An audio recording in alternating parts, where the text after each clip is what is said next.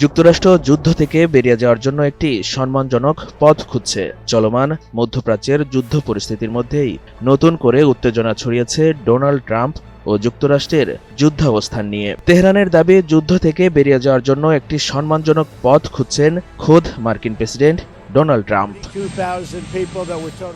চলমান Iran, Israel ও যুক্তরাষ্ট্রের যুদ্ধবিরতির মাঝে নতুন এক বিস্ফোরক তথ্য উঠে এসেছে।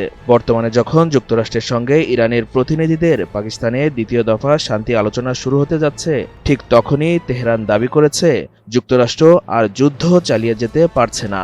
তারা আসলে যুদ্ধ থেকে বেরিয়ে যাওয়ার জন্য একটি সম্মানজনক পথ খুঁজছে।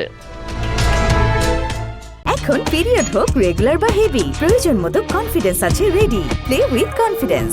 ইরানের প্রতিরক্ষা মন্ত্রণালয়ের এক বিবৃতিতে বলা হয়েছে, বর্তমান পরিস্থিতিতে যুক্তরাষ্ট্র ও ইসরায়েল এমন এক অবস্থায় পৌঁছেছে যেখানে তারা সরাসরি আঘাত থেকে সরে দাঁড়াতে চাইলেও নিজেদের মর্যাদা রক্ষা করেই বের হতে চাইছে।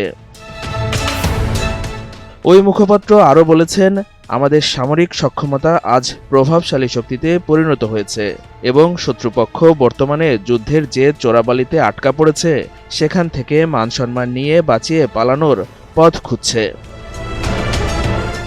যুক্তরাষ্ট্র ও ইরানের প্রতিনিধিদের দ্বিতীয় দফা আলোচনা শুরু হওয়ার কথা রয়েছে পাকিস্তানে। এই আলোচনায় অংশ নিতে ইতোমধ্যে ইরানের পররাষ্ট্রমন্ত্রী আব্বাস আরাকচি নেতৃত্বাধীন প্রতিনিধি দল ইসলামাবাদে পৌঁছেছেন।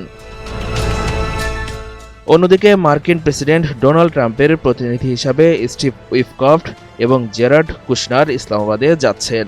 যদিও ইরানের রাষ্ট্রীয় সংবাদ মাধ্যম বলছে, যুক্তরাষ্ট্র ও ইরানের প্রতিনিধিদের মধ্যে সরাসরি আলোচনার কোনো সম্ভাবনা নেই। শনিবার যুক্তরাষ্ট্র ও ইরানের মধ্যে আদৌ কোনো আলোচনা হবে কিনা সেটাও স্পষ্ট নয়। যুক্তরাষ্ট্র বলছে, প্রেসিডেন্ট ডোনাল্ড ট্রাম্পের পাঠানো প্রতিনিধি দল শনিবার ইসলামাবাদে পৌঁছাবে। অন্যদিকে ইরানের পররাষ্ট্রমন্ত্রী বর্তমানে ইসলামাবাদে অবস্থান করছেন। তবে তেহরান বলছে, পররাষ্ট্রমন্ত্রী ত্রিদেশীয় আঞ্চলিক সফরের অংশ হিসাবে ইসলামাবাদে গেছেন। যুক্তরাষ্ট্রের প্রতিনিধিদের সঙ্গে তার সরাসরি দ্বিপাক্ষিক বৈঠকের সম্ভাবনা নেই। তবে বিশ্লেষকরা বলছেন, সরাসরি বৈঠক না হলেও এই কূটনীতিক তৎপরতা যুদ্ধের উত্তেজনা কিছুটা কমাতে ভূমিকা রাখতে পারে।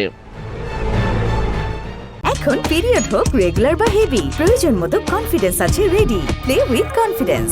বর্তমান বাস্তবতায় মধ্যপ্রাচ্যের পরিস্থিতি অত্যন্ত জটিল। একদিকে সামরিক শক্তি প্রদর্শন, অন্যদিকে কূটনৈতিক যোগাযোগ, এই দুইয়ের মধ্যে ভারসাম্য খুঁজছে সংশ্লিষ্ট দেশগুলো। সব মিলিয়ে বিশ্ব এখন তাকিয়ে আছে ইসলামাবাদের দিকে। এই আলোচনা কি যুদ্ধের মোড় ঘুরিয়ে দিতে পারবে, নাকি উত্তেজনা আরও বাড়বে, সেটি এখন বড় প্রশ্ন।